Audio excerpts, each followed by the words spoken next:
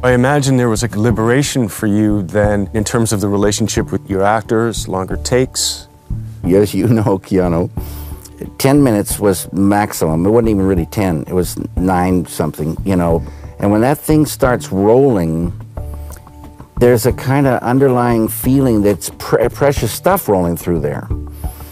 And it puts a kind of a tension on things. I could shoot as much as I wanted. I could get the best performances. I didn't have to worry about shooting these little bursts of film. You know, that was ridiculous, but that's what I had to do. That's how expensive it was comparatively.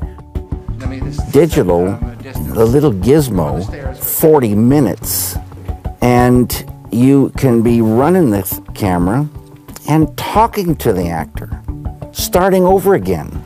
Reveal. And now you go around and look out. And they get down in there and they catch a thing that never would get caught if you had that giant thing there. Who surprised you the most in the people you interviewed?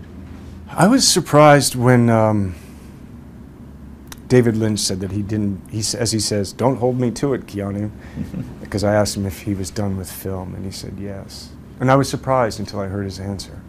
But someone who had made it, you know, been part of such great images, filmic images, you know. Well, yeah, you know, you can and look at Blue Velvet yeah, and Blue Velvet, Mulholland Drive and say, yeah. "What? My God, look at this!" But he wanted contact. He wanted contact. So it's interesting. Closer to the actor, closer, and still was very interesting, provocative with his imagery. So I don't know. And he'll still do whatever he wants to do. He'll still do it. You know, yeah, because yeah, there's yeah, something yeah. about him, and just the way in the film he says your name. It's just enough of a reason to see it. There's something about talking to David Lynch if you've never met him before or you see him. This is a man who is nothing like his film. Yeah. So it's a little bit of a shock. Yeah, he's lovely, lovely. Yeah. Where you're talking to the editor of Lawrence of Arabia, and Anne is saying, "Well, look how we did this with the match lighting. You know, this is it. Yeah. If I press a button on a console, it's not the same." Yeah, it's quantum though, because in the sense of, you know, I often get asked, well, does digital change your performance? But you can't compare. You have no comparison. You can't say, okay, I did a digital performance and now I did a photochemical performance. Well, maybe somebody will do that.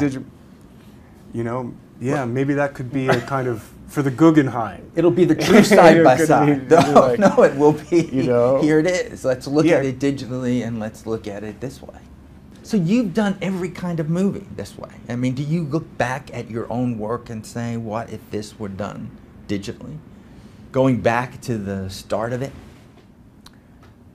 I wonder what my own Private Idaho would have been like. I wonder if it had been different or not.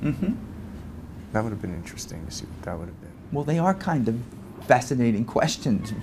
When you see this movie, you keep thinking about that. And then when you look at a scene like Lawrence of Arabia, I can't imagine a digital Lawrence of Arabia. It's just hard for me to get there.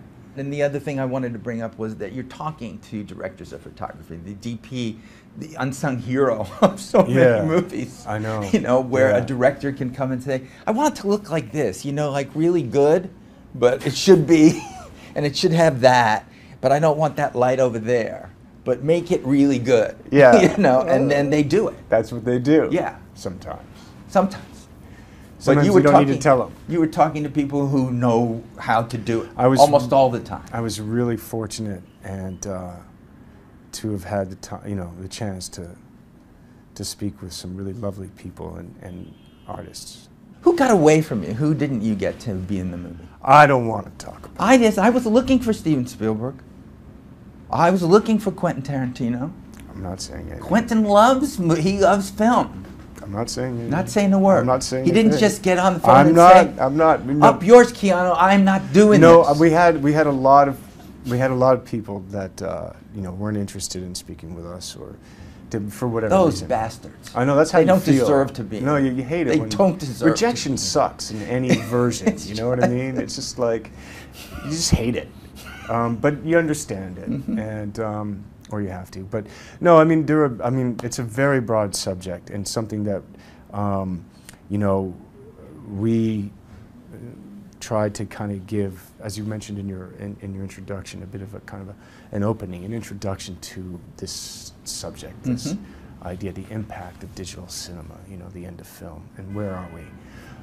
So does that impact you now as an actor when you're signing up to do another movie, where you're saying, is that one of your first questions? How are we shooting this? I'm interested in what I'm doing in terms of what's being used, but it's generally it's like it's more about the acting, you know, what's your interpretation of the story, you know, what if I'm talking to a director, or if they're talking to me, I'm interested in speaking about the script, the story, and then I might say, so how do you want to shoot it?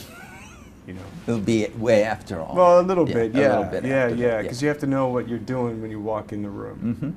You know, This show always ends in song.